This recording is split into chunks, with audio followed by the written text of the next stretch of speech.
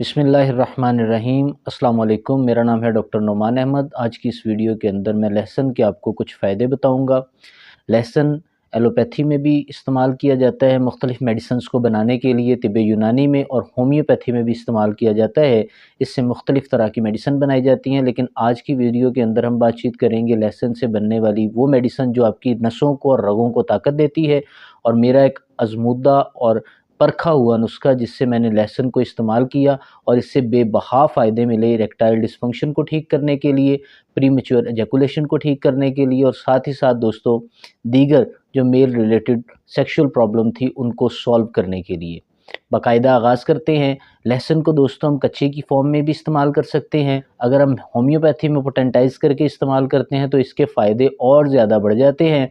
अगर कच्चा लहसुन आप इस्तेमाल करते हैं, कच्चा लहसुन इस्तेमाल करने से आपको दो तरह के नुकसानात हो सकते हैं। पहला नुकसान तो ये, कच्चे लहसुन के इस्तेमाल करते हुए आप कोई भी होम्योपैथिक मेडिसिन इस्तेमाल नहीं कर सकते, क्योंकि कच्चा लहसुन खाने से होम्योपैथिक मेडिसिन के असरात सारे के सारे ख़त्म हो जाते हैं। दूसरा इसका सबसे बड़ा नुकसान दोस्तों ये है कि अगर आप कच्चा लहसुन इस्तेमाल करते हैं तो उसके इस्तेमाल करने से आपके मुंह से बदबू आती है, स्मेल आती है। आप मस्जिद में नमाज़ पढ़ने के लिए नहीं जा सकते, क्योंकि नबी पाक ने मना फरमाया है लहसुन कच्चा और कच्चा प्याज खाकर मस्जिद में नमाज़ पढ़ने से, क्योंकि उससे फिर इरिटेशन वाली स्मेल आती है। अगर आप होम्योपैथी में इसको इस्तेमाल करते हैं पोटेंटाइज़ करके, तो उससे आपको फ़ायदे तो बहुत ज़्यादा मिलेंगे। साथ में दोस्तों आप दूसरी होम्योपैथिक मेडिसिन का भी इस्तेमाल कर सकते हैं।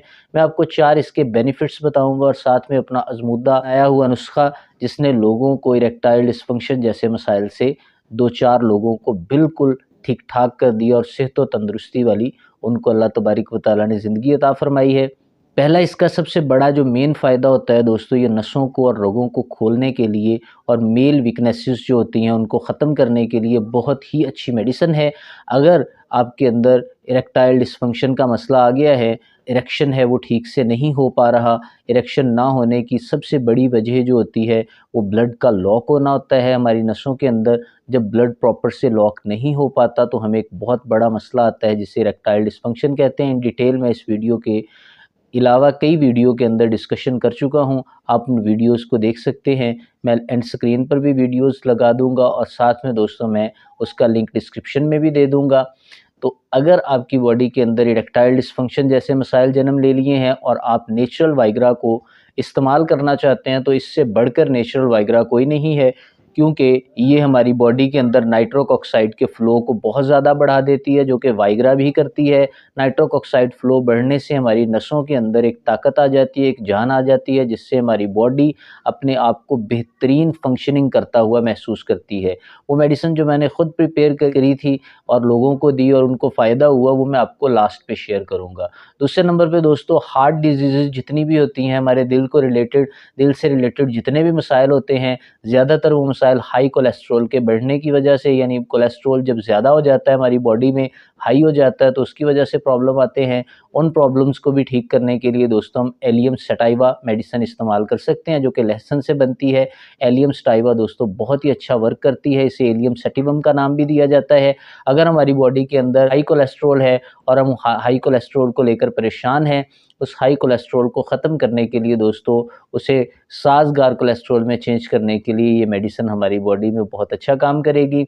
अगर हमारी बॉडी के अंदर बीपी का प्रॉब्लम है, ब्लड प्रेशर हाई रहता है, खून का बहाव ज़्यादा लगने की वजह से उनके फटने का अंदेशा है, हमें ये लाहिक है ख़दशा कि हमारी नसों में कोई मसला ना बन जाए, तो दोस्तों नसों को खोलने के लिए और उसको ताकत देने के लिए दोस्तों एलियम सटाइवम मेडिसिन जो है इसका इस्तेमाल किया जाता है। ऐसे केस में दोस्तों एलियम सटाइवम मेडिसिन जो है उसे हम मदर टिंचर में इस्तेमाल करते हैं। एलियम सटिवम बहुत अच्छा काम करती है। मदर टिंचर में 15 कतरे 1/4 कप पानी में अगर दिल के मसाइल हैं उनको ठीक करने के लिए आप इसको लगभग 1 से 2 माह तक इस्तेमाल करें, मतवातर इंशाअल्लाह ताला आपके मसाइल ठीक होना स्टार्ट हो जाएंगे। इसी तरह दोस्तों अगर आप इसे इरेक्टाइल डिस्फंक्शन और दूसरे मामलात के लिए यूज़ करना चाहते हैं, तो उसके लिए भी आप इसे मदर टिंचर में यूज़ करें। 10 से 15 दिन के इस्तेमाल से आपको बहुत ज़्यादा फ़ायदा लगेगा। उसके अलावा दोस्तों आप इसे 1.5 से 2 माह तक कंटिन्यू कर सकते हैं। आपको आहिस्ता आहिस्ता आपके मसाइल के अंदर कमी आती हुई महसूस होगी। तीसरे नंबर पे जो इसका दोस्तों मेन बड़ा फ़ायदा होता है वो डाइजेस्टिव सिस्टम होता है।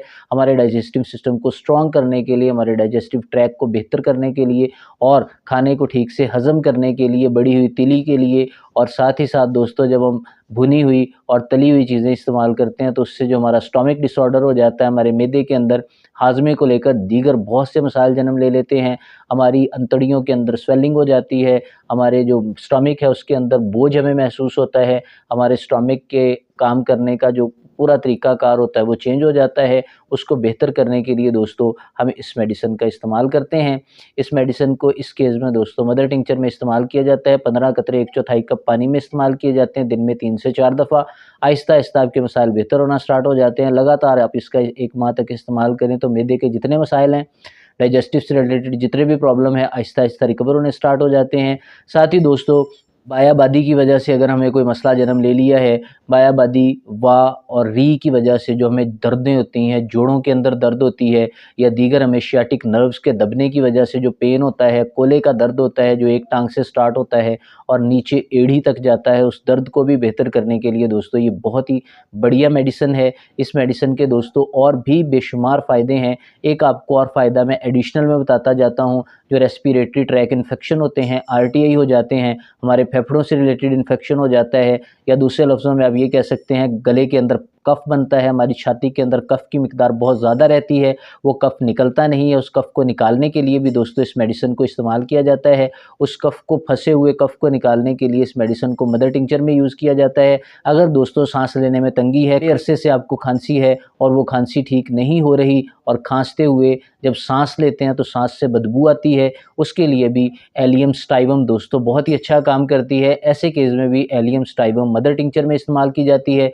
15 से 20 कतरे आप 1/4 कप पानी में इस्तेमाल करते हैं तो आपको दोस्तों 1 से 1.5 महीने के अंदर मुकम्मल तौर पे अलामात के अंदर कमी महसूस होती है। होम्योपैथी मेडिसिन जब भी आप यूज़ करते हैं, अलामात को मेंटेन करते हुए, अलामात को जजमेंट करते हुए और अलामात को मद्देनज़र रखते हुए इस मेडिसिन को इस्तेमाल किया जाता है। मेडिसिन के अलावा दोस्तों मैं अपना आपको ज़ाती एक्सपीरियंस शेयर करता हूँ। जब भी आपने मर्दाना कमज़ोरी से रिलेटेड या दीगर आपने इरेक्शन से रिलेटेड या दीगर और भी दोस्तों हमें इम्पोटेंसी हो जाती है, और साथ ही दोस्तों प्रीमेच्योर एजैकुलेशन का मसला और एहतलाम का मसला आता है और इरेक्शन बिल्कुल भी नहीं होती, ऐसे दोस्तों के लिए दोस्तों एक बहुत ही बढ़िया नुस्खा मैंने अपने खुद बनाकर उसको लोगों को ट्रीट करवाया तो लोगों को बहुत ज़्यादा फ़ायदा हुआ। उस नुस्खे के मुताबिक दोस्तों जो लहसुन होता है उसे ले लिया जाता है। लहसुन को आप लेकर उसके अंदर देसी लहसुन लेके उसके अंदर छोटे-छोटे सुराख किए जाते हैं। बिल्कुल आप कांटे की मदद से उसके अंदर छोटे-छोटे सुराख कर सकते हैं। फिर उनको अच्छी तरह वॉश कर लें पहले, और उसके बाद उसमें सुराख करने के बाद आप उसको शहद के अंदर डाल के दोस्तों रख दें। अगर शहद आपको अवेलेबल है, मुयस्सर है, असली शहद आपने बड़ी मक्खी का ले लें या छोटी मक्खी का शहद ले लें, उस शहद के अंदर दोस्तों डाल के उसको आपने 20 से 25 दिन के अंदर रख देना है। 20 से 25 दिन के अंदर दोस्तों उसके अंदर तक वो शहद रच जाएगा। जब शहद उसके अंदर तक रच जाए, आपको ये लगे कि अब शहद पूरी तरह पतला हो चुका है और शहद इसके अंदर तक चला गया, क्योंकि लहसुन ने अपना भी पानी कुछ छोड़ना होता है।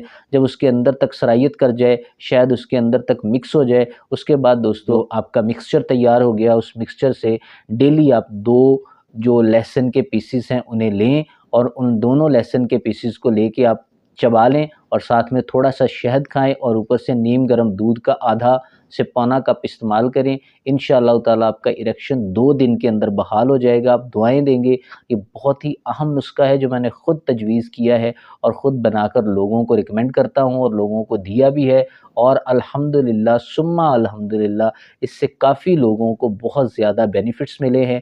अगर आप इस नुस्खे को बना बनाया लेना चाहते हैं तो मैं स्क्रीन के ऊपर आपको नंबर शो कर दूँगा। उम्मीद करता हूँ आपको ये वीडियो पसंद आई हो। नेक्स्ट वीडियो तक के लिए दोस्तों अल्लाह हाफ़िज़।